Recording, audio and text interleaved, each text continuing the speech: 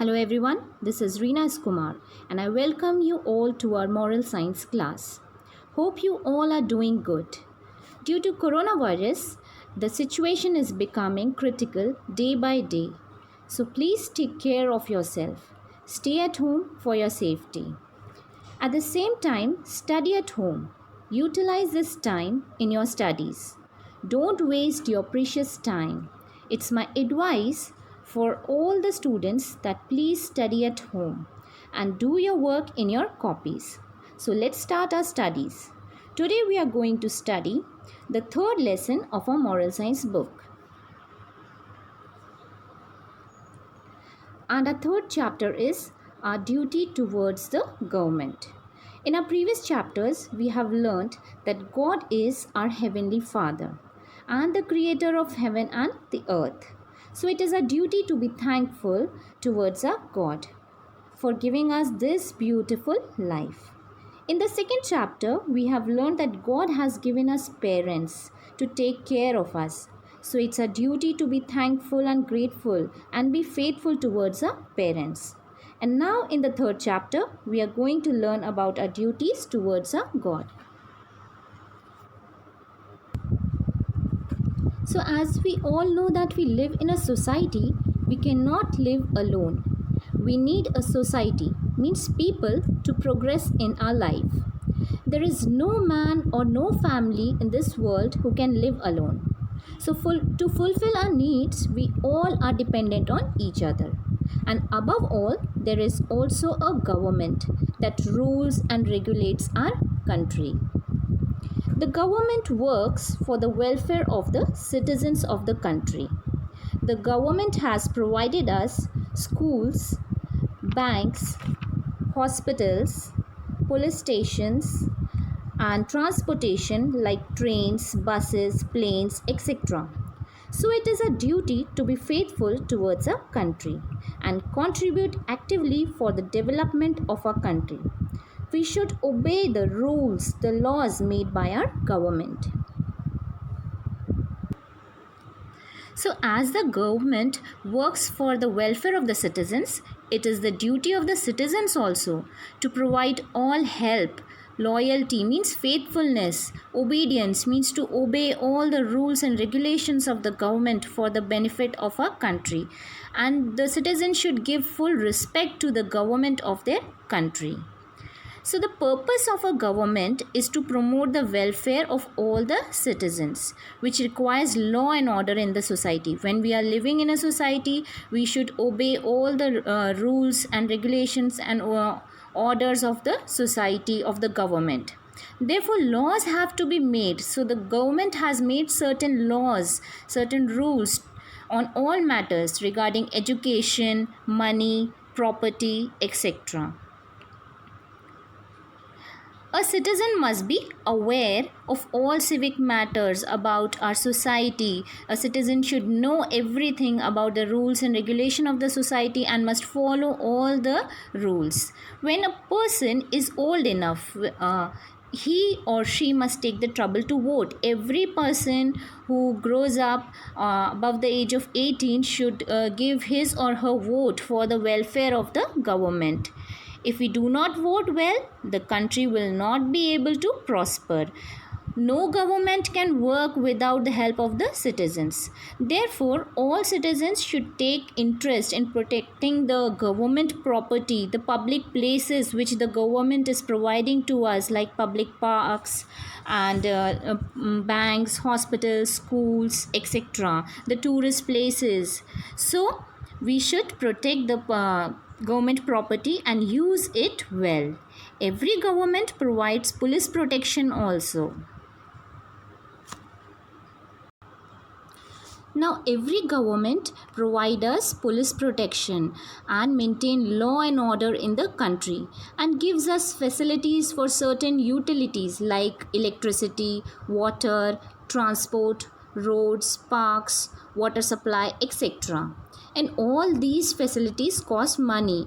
So therefore the contribution of citizen is very necessary and the citizen must pay tax. So it is a duty of every citizen to love and serve his country. And this love of one's country is called patriotism, means desh prem, desh bhakti. And patriotism is a natural affection that unites a citizen to the country to which he belongs. So we should be faithful and loyal towards our country and love and serve our country. It implies a readiness. Now patriotism, the love towards a country, it implies a readiness. We are ready to love and serve our country. We should be faithful towards our country and to help and serve one's country. And it is a noble virtue. There is, however, false patriotism also.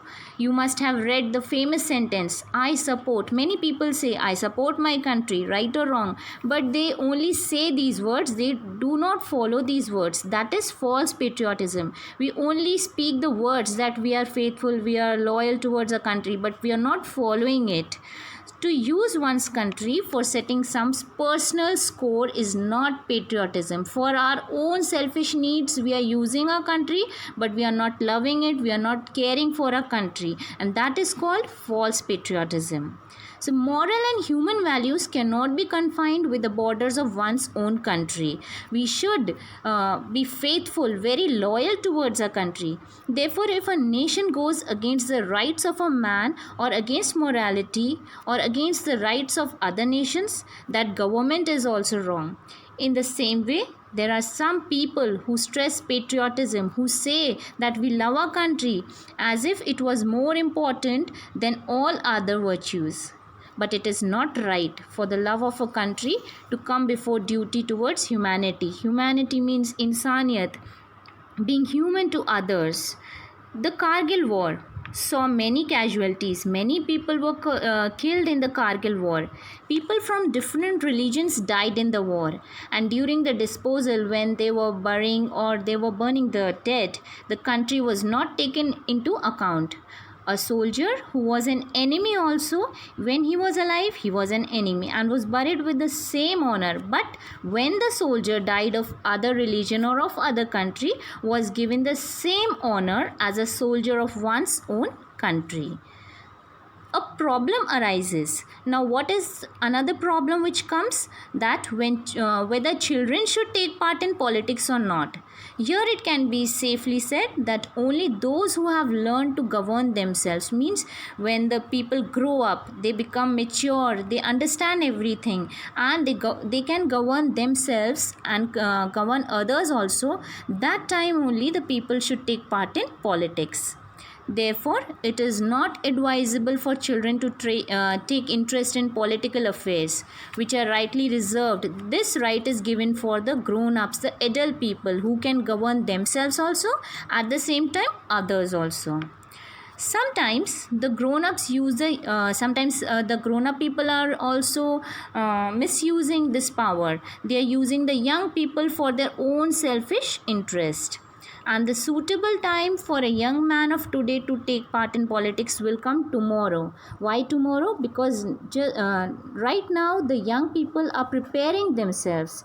Here we speak of politics as a quest for power.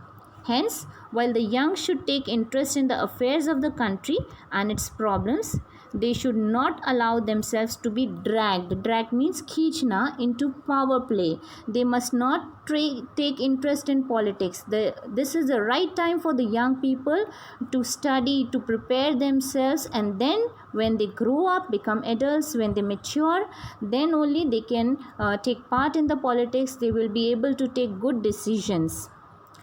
Doing one's duty of studying and preparing oneself for a better tomorrow is the best preparation for the young people for the development of our country.